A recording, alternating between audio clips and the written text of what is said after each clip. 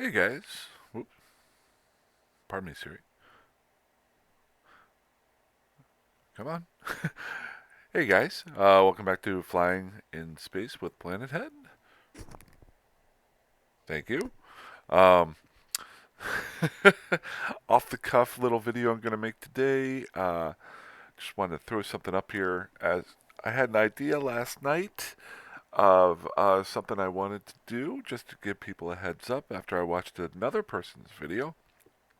And then just a little bit of an update of everything that's going on. Let me just go ahead and drop my loot off here so you'll have something to watch. There we go. It's all my junk. There we go. Let's go ahead and go blow some more stuff up. So, in today's video, I thought I'd give a little bit of an update on my Mauler. It's about half fit. With the skills are about 2/3 fit for the an alpha player, but doing pretty good. Let's go to my safe spot here just so I can take a quick look and then I'll go blow some stuff up. Um, so the current fit right now with all my junk parts, got all multispectrals in here. I've been able to get 4 heavy anode particle stream guns, and then I have one afocal maser to add it in there, so I can still do the one more anode, and then some modulated upgrades on this if I find them. So some upgrades there. Uh, Rolling right now with 3 heat sinks, an armor repair, a membrane, and a damage control. Things I might be able to change up there to make me a little bit better, but that's what I've got. If you notice here, my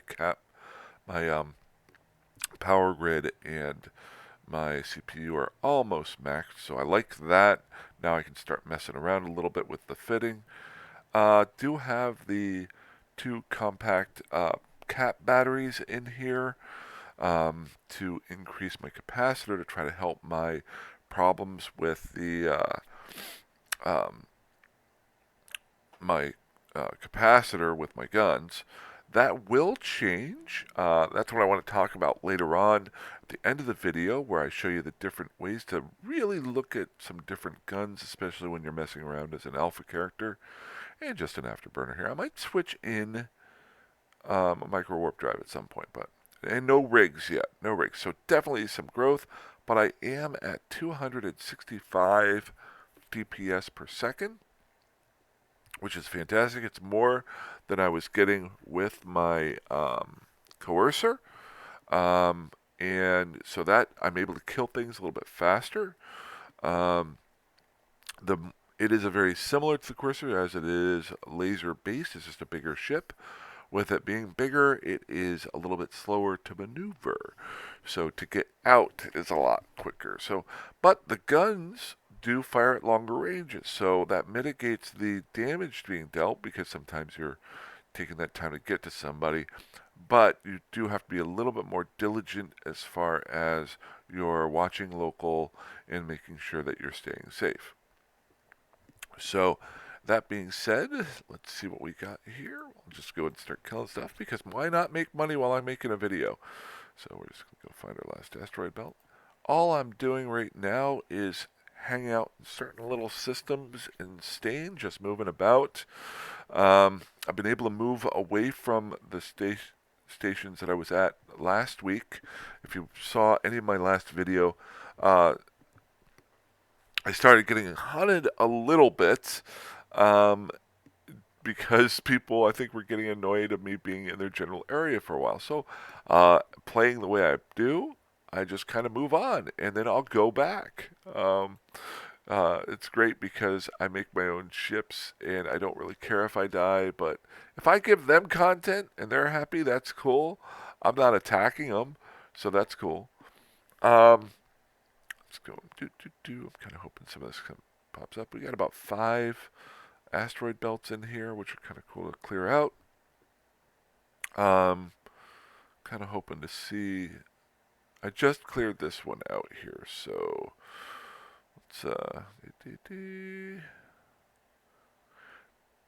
might have to warp to an adjacent system. There was one here that had a battleship in it, but it also had a transport, and I didn't want to take the chance of the Sanchez calling in their backups, their corp, their police department on me. Okay, so we got some battle cruisers here and some destroyers. Let's go ahead and get our accolades out. This is kind of the best part here. I always pick a battle cruiser to cert the biggest boy. It's a little bit different from the Mauler since I have my range. I pick the largest guy there, then I target the destroyers first, so I can make sure that um, my drones are going to take out the little guys. Then I'll go ahead and target up the battle cruisers. And I'll start pinging away at them. My guns right now are at a range for their optimal of 15 and 13. 22 is the max, so as you can see, I'm already hitting these guys. They are bleeding right through my shields because I'm not shield tanked. But as soon as they get near my armor, that's when I'll switch that on. Just make sure our drones are going. They're going the right guys. Good. Alright, let's switch on the armor repair just so I don't have to think about it for a little while. My main goal here is to knock out a couple of these guys before they start hitting me a little bit harder. And it looks like I've already got one down, and I should be able to move on there. Good, good, good.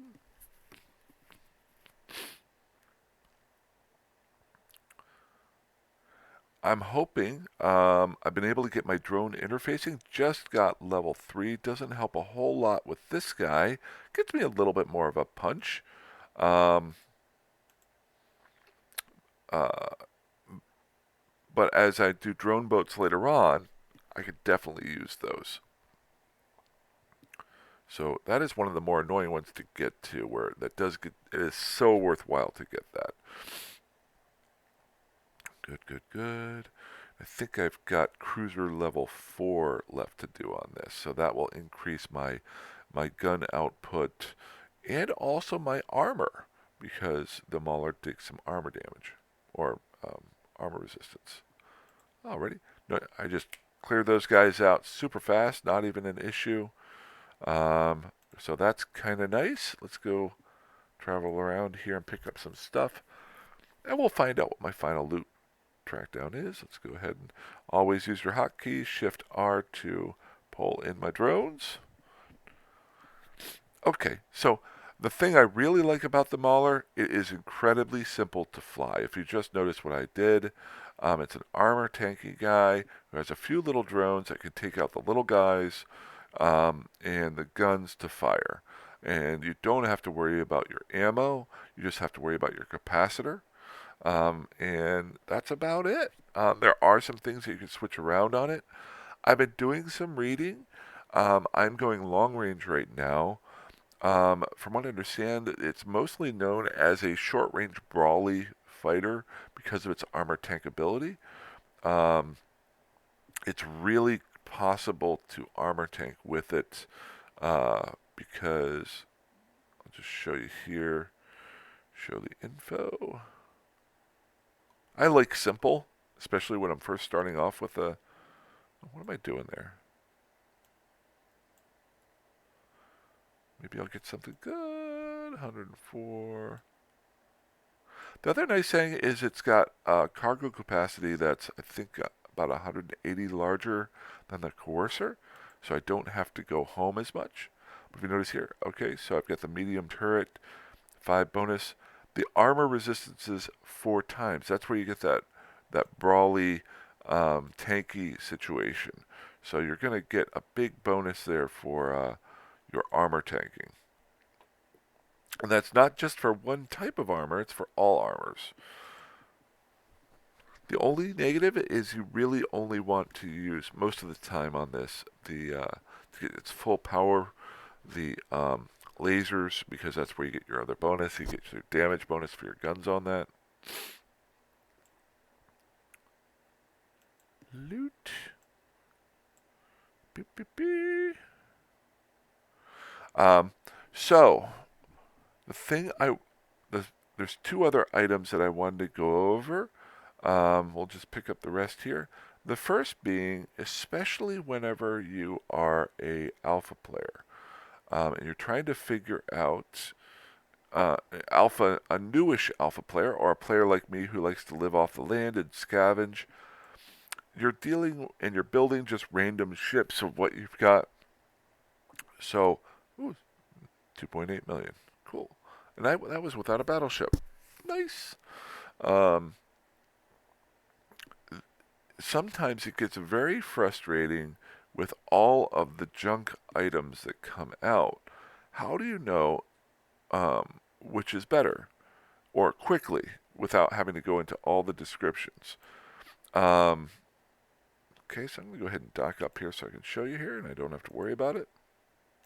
So, a great example, and this is just one aspect of it, is the types of guns that you can use. I'm going to use, for one example, um, beam lasers. So, beam lasers at tier 1 have, I think, 4 meta levels. Actually, 5. The basic level, and then a lot of times a level 1, 2, 3, or 4. But they don't tell you that in the names. And they go by different names, and I do not memorize things at all. So how do I know? Sorry, I've got an itch on my nose. Now I gotta stop doing it, because now that I said that, now you're gonna go back and look at the video and laugh at me. And then I just itched it again. I was doing it all night last night too. Um, so with that, how do you, as a new player or somebody who doesn't deal with this sort of thing a lot, how do you go through quickly to find out um, which is better? And one option, I used to, back in the day when I used to play, I had to go through every description and find out, because it doesn't say beam laser +1, beam laser +2, like a D&D game. Everyone has its own positives and negatives. But most of the time, by the meta level, it will raise up your levels. So one thing I was looking at with my capacitor stuff the other day was trying to figure out how to lower my capacitor usage while not losing my damage potential. Um, so one thing you can do is come in and use your utilities and use the compare tool. Now, I'm not going to show you so much how to use the compare tool, but how to use it quickly. That hopefully it'll save you some time and make it more useful to people, because I found it a little bit annoying first until I figured out this little trick. So what I'm going to do is going to pull up my ship here. So I'm going to show info just as an example. Oh, actually, I'm going to pull up the fit. And hello. As an example, I'm just going to pull up one of my guns, the heavy anode particle stream. Okay? So how do I know that's the fourth best gun of the meta levels? Well, I can go in here and I can just do a show info. Okay? Now the first thing I look for when I'm doing that, we'll pull the compare tool over here, is the description. Actually, I'm sorry, the attributes. You can go all the way down here. It says meta level 3. So there's a meta level 0 and it goes to level 4 for the tier 1s. If I'm not mistaken, I might be a little off there. Don't yell at me. And it has all of these stats. And you can do a couple different things. You can bring up a couple different boxes and compare them eyesight. But sometimes the old programming and the new programming, they haven't updated the lines. They have to read different things. With the compare tool over here, you can come in here and drop this sucker into here. So if I drop it there, now I can bring over almost anything that I want to compare this against. I can compare this against a ship. It doesn't matter. But we're comparing guns, and I want to compare them against all the guns that they have. What I used to do, and this is just a learning thing, okay, what are other guns that I want to compare it against?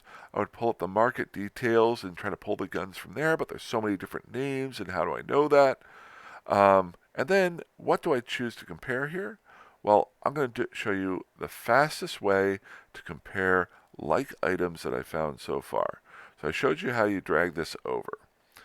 I'm going to go ahead and close that out. I'm going to show you how it's even easier.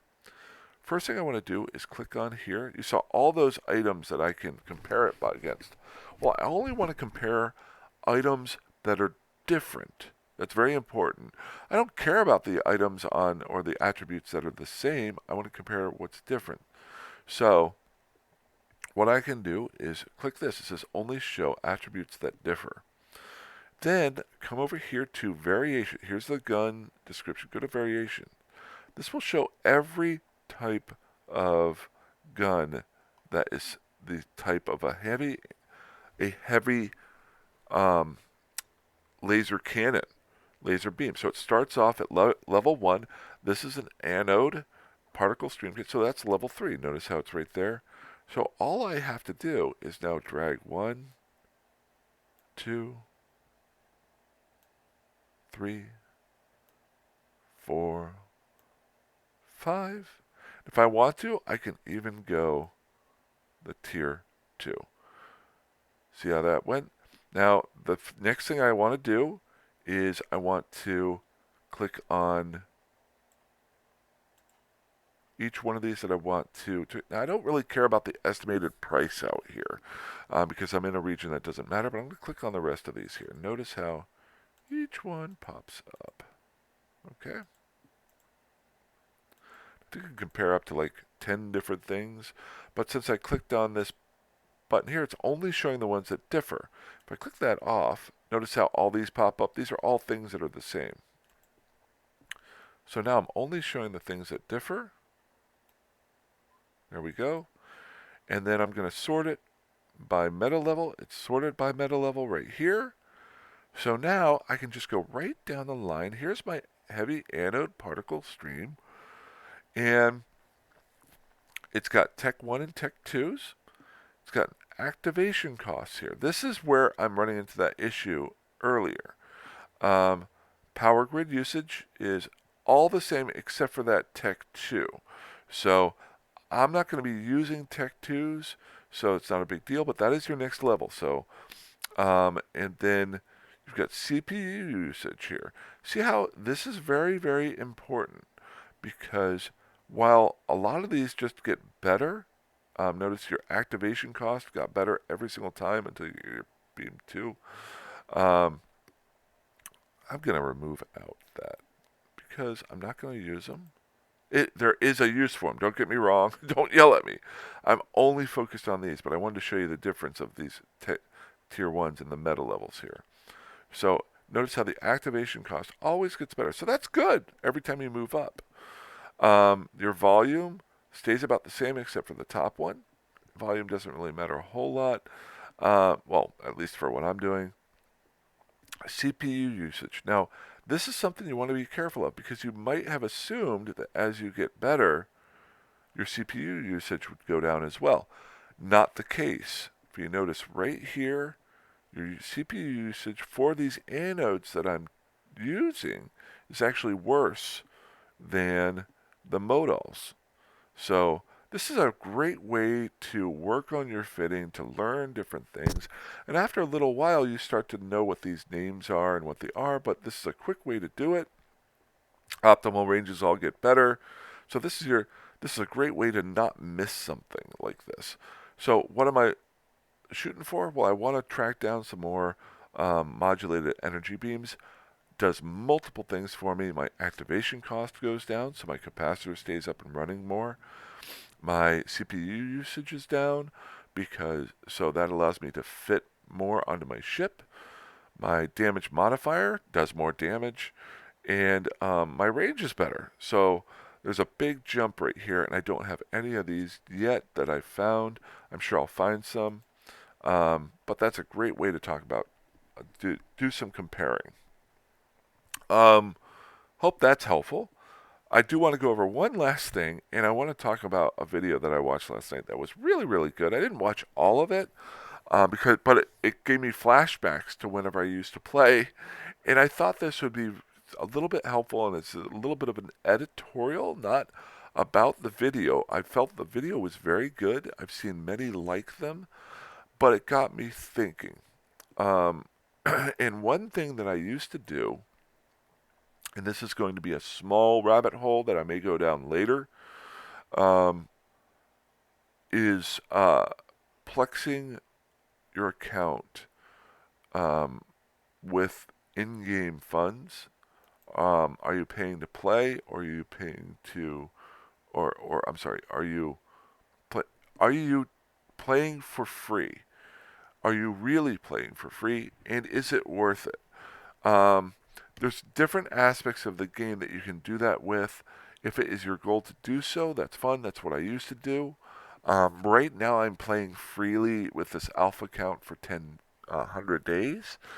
The ultimate goal is to move into uh, after the 100 days, switch it over to an Omega account and play from there. Uh, I'm a big fan of getting your bang for your buck, and one thing that I think about a lot is my time is my buck. You know, am I having fun doing what I'm doing, um, even if I'm supposedly playing for free? I'm having a blast playing as this alpha character right now. I know that time will end. I know my skill growth will end. I know there's ships that I want to get into later on, but right now for this 100 days, I'm really having a good time. So that's a great example of playing for free and getting your money's worth. On the other end, and what am I also doing? I'm creating content for other players who want to hunt me down. Maybe I've gotten somebody to play the game for the first time. Maybe they watched a video. I don't know. Um, but here's my editorial part. I'll get to it. I'm sorry. Um, the video that I watched, let me just pull it up here. Still, and like I said, a very good video. It's about an hour, almost an hour long. It's Can You Plex with Planetary Interaction? If you haven't done Planetary Interaction, I think it's now called Planetary Production. When I used to do it, it was Planetary Interaction. I'll give you the long story short on the video. If you want to watch it, please do. EVE Online, Can You Plex with Planetary Interaction? It's a really good video. It's a guy just showing his setups. It isn't a beginner's guide. He has other videos that there's a ton of beginner's guides out there for planetary interaction. He talks about the plexing side of it and what his setups are for a wormhole. I love watching videos like this because it gives me ideas. I'm going to take a very small nugget out of that. If you get near the end down here, he talks about how much money he makes and how much time total that he does per week to get the money off his planetary interaction. I'm not going to critique how much money he makes or that sort of thing or what his setups are like. I think he has a pretty decent setup. I haven't done interaction for quite a while. I remember back in the day, whenever I used to play, I did planetary interaction, and I found that you could do, I think it was mobile tractor units to, you could basically, I built them and sold them and made money for myself. And I was trying to figure out at one point if I could make enough IS to live by.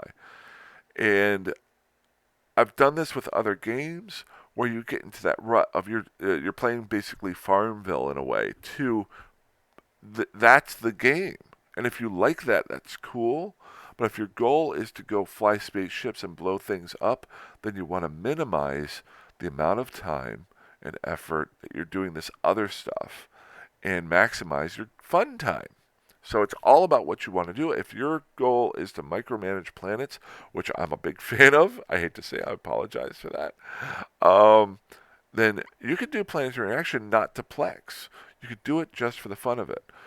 His final breakdown was um, he does about 10 minutes a day, 6 days a week, and about an hour a day for the seventh day. So about 2 hours a week.